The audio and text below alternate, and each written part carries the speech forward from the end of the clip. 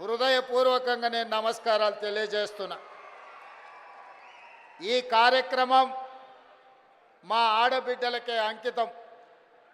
ఎందుకంటే ఈనాడు నేను తెలంగాణ రాష్ట్ర ముఖ్యమంత్రిగా అయినా, నేను ఆనాడు కాంగ్రెస్ పార్టీ తెలంగాణ శాఖకు అధ్యక్షుడిని అయినా, ఆడబిడ్డల ఆశీర్వాదంతోనే, సోనియమ్మ ఇచ్చిన అవకాశంతో కాంగ్రెస్ పార్టీ అధ్యక్షుడు అవ్వడమే కాదు, వీడికి తరలి వచ్చిన వేలాది మంది ఆడబిడ్డలు గ్రామ గ్రామాన, తండాలలో, గూడాలలో, మారుమూల పల్లెల్లో ఇందిరమ్మ రాజ్యం రావాలి, మీ రేవంత్ అన్న ఈ తెలంగాణ రాష్ట్రానికి ముఖ్యమంత్రి అవ్వాలని మనసు నిండుగా ఆదరించి ఆహ్వానించి మీ భుజాల మీద మోసిండ్రు. కాబట్టి ఈరోజు ఈ వేదిక మీద ఉన్న పెద్దలందరూ నాతో సహా ఈరోజు వివిధ బాధ్యతలను నిర్వహిస్తున్నాం.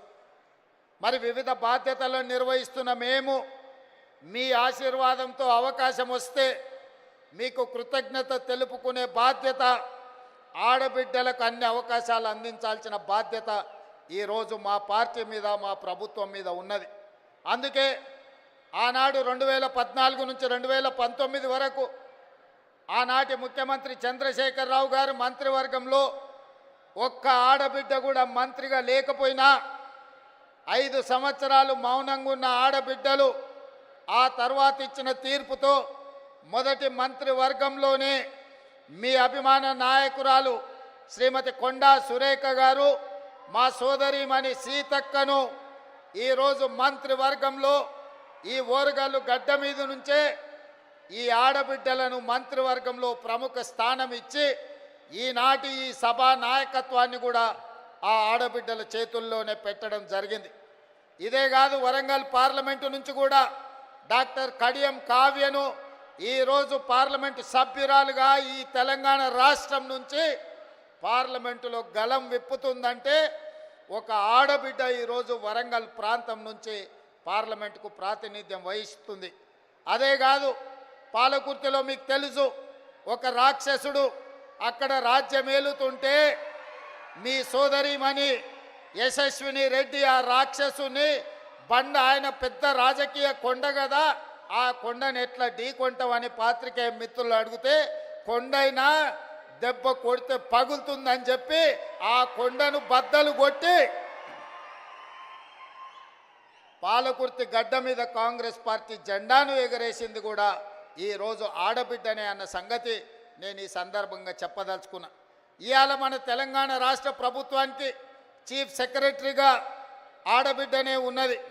ఈరోజు మహిళా అధికారులు అనితా రామచంద్రన్ గారు కానీ, దివ్య గారు కానీ, ఈరోజు శ్రీజన గారు కానీ, వరంగల్ అదేవిధంగా హనుమకొండ కలెక్టర్లుగా ఈరోజు ఆడబిడ్డలే అధికారంలో ఉన్నారు. ఇవాళ ఈ వరంగల్ కార్పొరేషన్కి మేయర్గా కూడా ఆడబిడ్డనే ఉన్నది.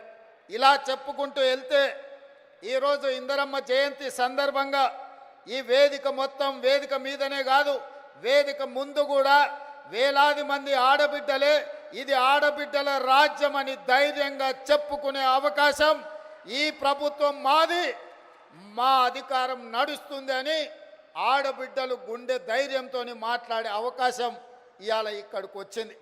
ఉదయం ఈరోజు నేను స్వయం సహాయక సంఘాలకు సంబంధించిన ఆడబిడ్డల స్టాల్స్ నేను చూస్తే పెద్ద పెద్ద పారిశ్రామికవేత్తల కంటే, ఒకప్పుడు పారిశ్రామికవేత్తలంటే టాటాలు, బిర్లాలు, ఆ తర్వాత అదానీ, అంబానీలో గురించి విన్నాం.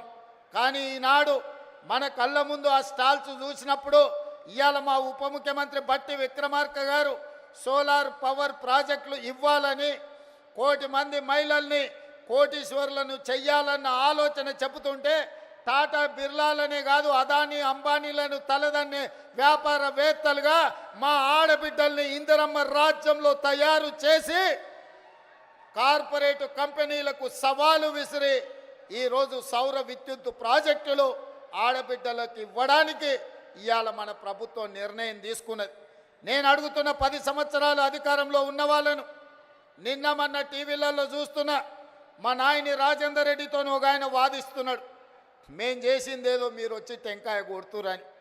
నేను ఆ పెద్ద మనిషికి చెప్పదలుచుకున్నా, కాళోజీ కళాక్షేత్రం కట్టడానికి 10 సంవత్సరాలైనా పూర్తి చేయడానికి మీకు చేతులు రాలేదు అని అంటే ఈరోజు మీ బుద్ధి ఏందో మీ ఉద్దేశం ఏందో ఇవాళ స్పష్టంగా అర్థమైంది.